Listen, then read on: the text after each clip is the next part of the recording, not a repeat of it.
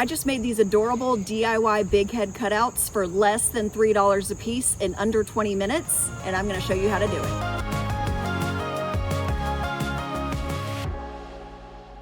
Okay, the first step is to get your photos into a tiled format. So to do that, we're going to go to canva.com. You're going to click custom size. We're going to change pixels to inches, change the width to 16 inches and the height to 20 inches, and then create a new design. You will have a new blank canvas open here in Canva, and then you will need to find the photo that you want to use for your big head foam boards, upload it to Canva. So I'm gonna use this one of my daughter. She approved it. You moms know how that is. So what I'm going to do is I'm going to stretch the photo so that her face is very large in the square. And if you want, you can kind of rotate it using this side button here. I'm gonna do that so it's just kind of more straight, and keep stretching it until it's the size that you want. And that looks good right about there for me. Now, if you have Canva Pro, you can remove the background of the photo. It's not necessary. You can definitely use this photo as is with the background and then just cut out around the face. But since I have Canva Pro, I'm going to remove the background. You see how easy that was. And just make sure that the picture is where you want it and the size that you want. Okay, that looks good. Now, what I'm going to do is I'm going to come up here to share, and I'm going to download it as a PNG. So that's going to give you a 16-inch by 20-inch print. So you can just send this directly to Walgreens or FedEx Kinko's and get this printed out as a 16 by 20-inch print and use that for your sign. However, that will cost you about 20 bucks for one picture. So the way that I'm going to show you is going to be free, except for just the price of 4 pieces of paper and some printer ink. So you've got your photo downloaded. Next, we're going to go to posterizer.online, and this is a free program that's going to allow you to basically take this 16 by 20 inch print and make it into tiles so that you can print it out in 4 different pages. So let me show you how that works. So we're going to take that picture and drag and drop. So this is the picture that we just did in Canva. I'm going to change my paper size to US letter because I am in the US and that's my paper size for my printer. And here I'm going to change the columns to 2 and the rows to 2. So what you can see here is a preview of how this 16 by 20 picture is going to print on 4 sheets of printer paper. And that is exactly what I want. So next I'm going to go here to create PDF. It's going to download this for me, and you can see how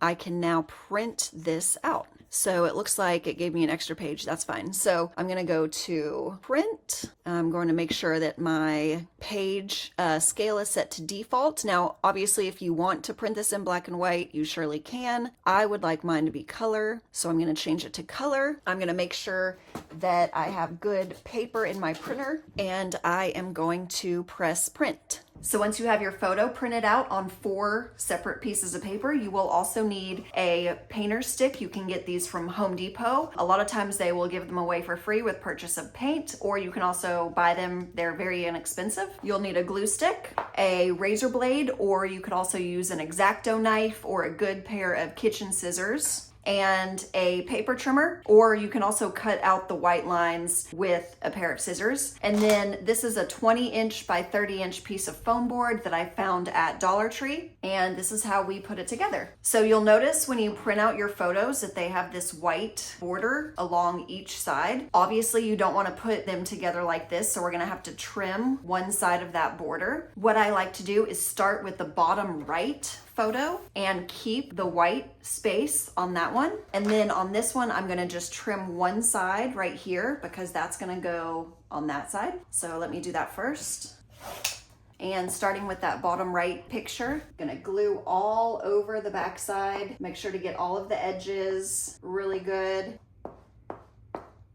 And then we're gonna glue that right on the bottom. Smooth it out. Then you can move on to this one, and the same thing, glue all over.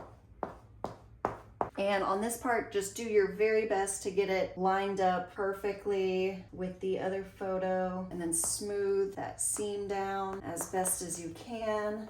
So you'll notice right here we have that white border. So I'm gonna need to cut this one there, and then the same thing with the glue stick. And then place that one as perfectly as you can, like that. To smooth it, I'm just using this part of my fist, just in case my hands are a little bit dirty. It doesn't ruin my page. And you can see we have the white border here and the white border here. So on this last page, I'm gonna just have to cut both sides. I will say I highly recommend this Fiskars paper cutter. You can pick them up for maybe like about 20 bucks. Of all the paper cutters that I used, it is my favorite because, let me see if I can show you. It has this silver piece of wire. Let's see if you can see that right there. And that shows you exactly where the cut is going to be. So you can really, really get precision cutting and you can get like your craft projects perfect. So I'll leave a link for this in the post or in the description. It definitely makes it a lot easier to do this project. And the last piece with the glue.